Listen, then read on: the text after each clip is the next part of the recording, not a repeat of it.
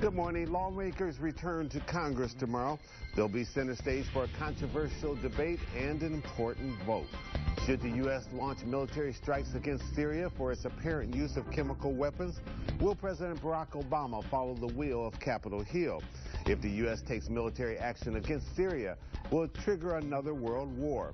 And do we have an obligation to stand up to the so-called Syrian regime? Today on Spotlight, Congresswoman Candace Miller, a member of the Homeland Security Committee and a key member of the Michigan Congressional Delegation, weighs in on the topic.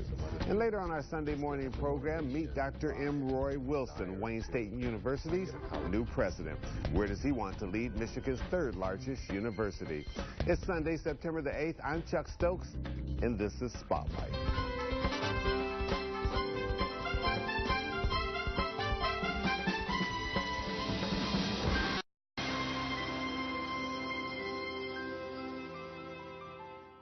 Congresswoman Candace Miller, our guest today on Spotlight, Republican from Harrison Township. Appreciate you coming in. Thanks very much, Chuck. Delighted to be here. It's always a pleasure having you. Very serious topic, Syria, the crisis there. It's not too often that we have John Boehner, Eric Cantor, and Nancy Pelosi all on the same side endorsing military action in Syria. Where will you weigh in on this when you go back to Congress tomorrow? I would say I'm a no at this point. And I have, first of all, it's interesting that you say you've got the leadership in both chambers, really, with the exception of Mitch McConnell, both Democrats and Republicans weighing in support of the president's request to have the Congress authorize action in Syria. And I would begin by saying I commend the president for coming to the Congress and asking for the authorization. You feel that was the right move on his part? I think it was a right move. I think it was a legal move under the Constitution, quite frankly. I think the Constitution requires that the Congress approve such an action, I believe. Although the president clearly thought he had the authority to do it himself. You disagree? I disagreed, yes. And from the very beginning, I thought that the Constitution and the War Powers Act very clearly delineated that it was up to the Congress to authorize that kind of action. I mean, George W. Bush did come to the Congress and ask before they went into Iraq. So I just thought that it was not only the appropriate thing to do, I think it is the right thing under the Constitution. Now, that being said, here comes the vote. And so it is clearly not a partisan vote. It has nothing to do with partisan politics. It has everything to do with what each individual member of Congress feels when they dig down deep into their conscience about what is in the best interest of our nation. I think both in the short term as well as the long term. And first of all, I would say this. I've had the classified briefings. Suffice it to say that I am persuaded that Assad used chemical weapons against his own people, which is a crime against humanity. It is so horrific, it's difficult even to get your mind around that kind of thing. How do you know that his administration did it? Because they're saying that it was the Syrian rebels that did it because they've been in this civil war, and this is to make the administration look bad. How do we know exactly who has done it? Do we have bona fide proof of who did it? Well, the briefings that I've had, I am persuaded that it has been Assad that has used the chemical weapons. And that being said, I think he should be tried as certainly as a war criminal, and we should go through that process. On the other hand, whether or not we need to have a military strike against this really is the bigger question for me. Now, this, as you mentioned, this is a civil war. It's a sectarian war. It's the Shias with Assad against the Sunnis, the rebels, who, by the way, the estimates that I've seen, about half of them are jihadists. They're heavily infiltrated by Al-Qaeda. So there doesn't seem to be any good guy on this, in this, which makes it certainly more difficult.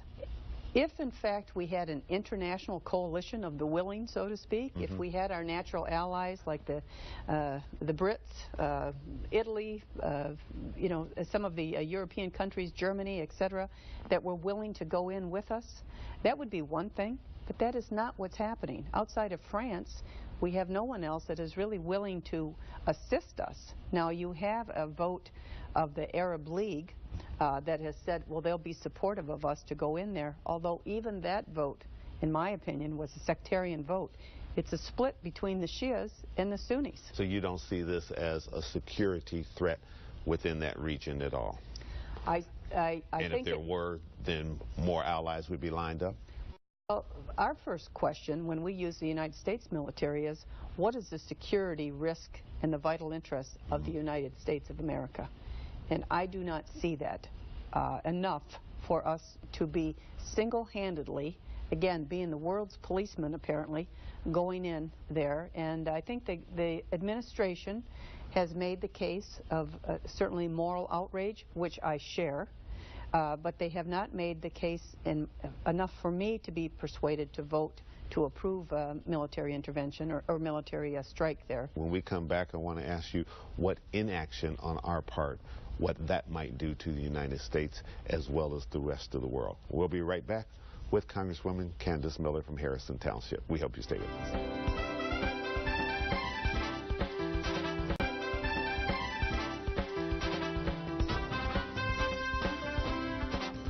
Inaction, if we don't go in and do something there, if we don't take any type of military strike, what message does that send to Iran? What message does it send to North Korea, Hezbollah, Hamas? Aren't those the risk? Well, I'm not sure that that's so in this particular case, because first of all, if we say that we're going to do this from the moral high ground, one thing we have to remember as Americans, for the last 2 years we've watched this civil war happen in Syria, where there's been over 100,000 deaths. So you've been, you know, exterminated by conventional warfare, right? And you've died. Well, now we're saying, well, we've watched that, but now because of this chemical weapon, this is a different thing, and because of the moral outrage, we have to go in there because of this.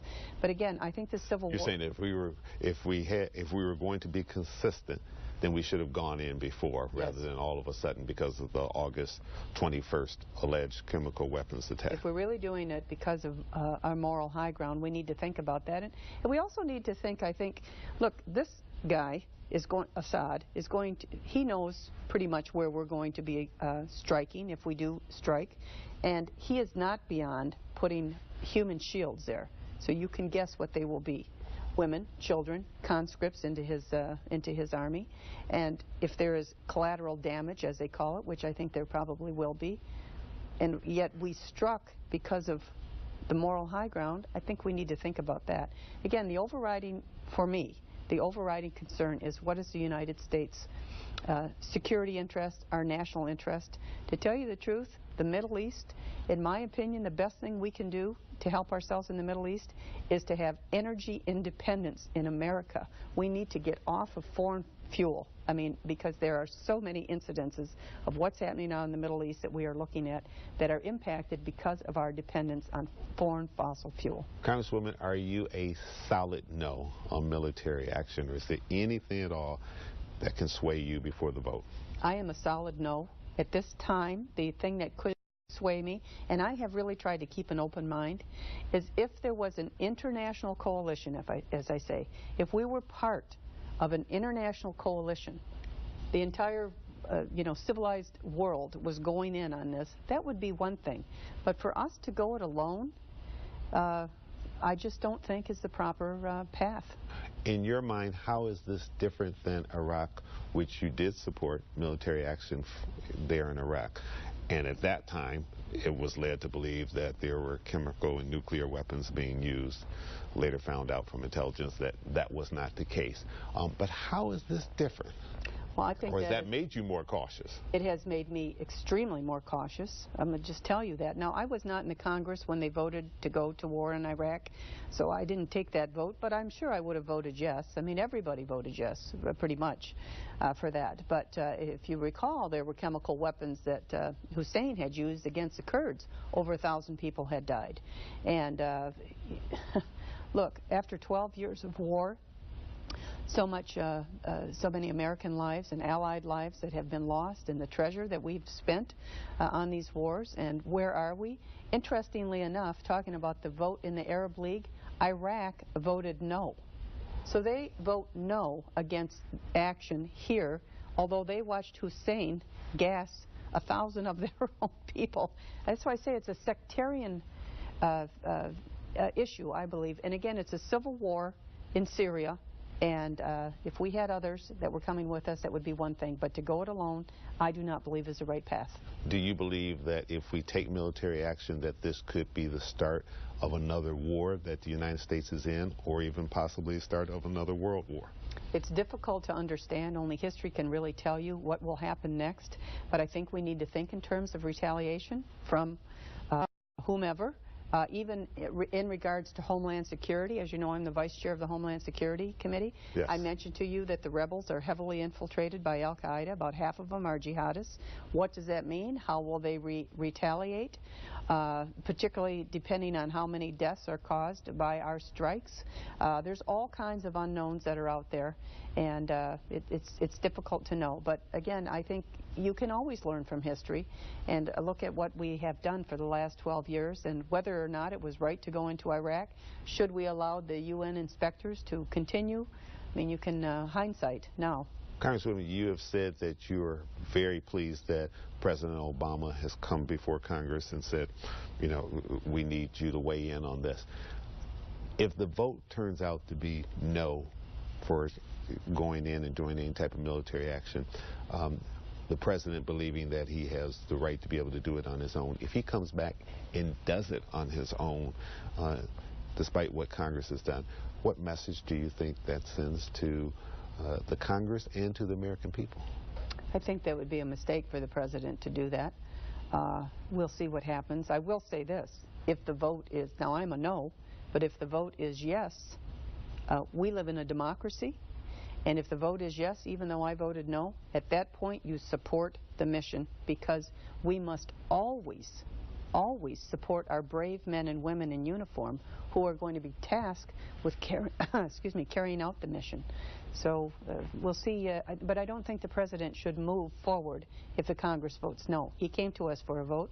Look at what happened with Cameron in Britain. He went to the Parliament, thought he was going to get a yes vote, and he got a no vote, and that's it. If the vote is no, the president goes ahead and takes military action. Is there any recourse that Congress has at that point? Well, we can, certainly we have the power of the purse, so there's that. But depending on what happens, I mean, if you have the Senate that votes yes and the House votes no, there we are a bit again with gridlock, and the president may be able to pay for this strike by looking at other pots of money without coming to the Congress for a supplemental, so for a particular appropriation. All right. Very quickly, I know time's our worst enemy, but I promised you I'd give you a chance to talk about your border security bill. That's House Bill 1417. It will have a lot to do with immigration.